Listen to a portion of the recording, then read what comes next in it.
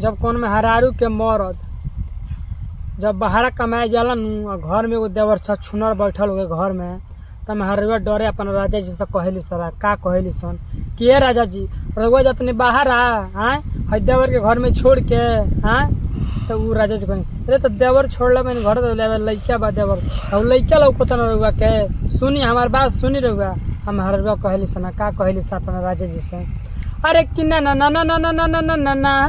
अरे ना बलम जी ना बलम जी ना जानी जाई पटना देवरा बचटना कहियो क दी घटना ना बलम जी ना जानी जाई पटना देवरा बचटना कहियो क दी घटना। अरे ऐसा बात नहीं के फिर मैं हरुआ कहली सन रउआ जानते नहीं ऐसा बात नहीं के सुनी औरी अरे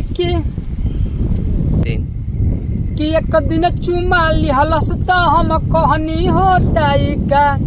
नेट चला के नया रोजो सीखता तरीका बुझाई राजा जी हमेशा मोबाइल पर नेट चला के नया नया तरीका सीखत रहुआ का बुझाई हम नहीं जानते नहीं मरम कि एक दिन चुम्मा लिहलस तो हम कहनी होता का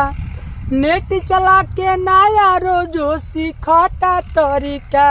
कि बतिया मानी अरे रौरा से हम कहिले रतना ना बलम जी ना ना ना ना ना ना ना ना ना ना ना ना ना ना ना ये पिया ना ना ना ना ना ना ना बलम जी ना जन जाई पटना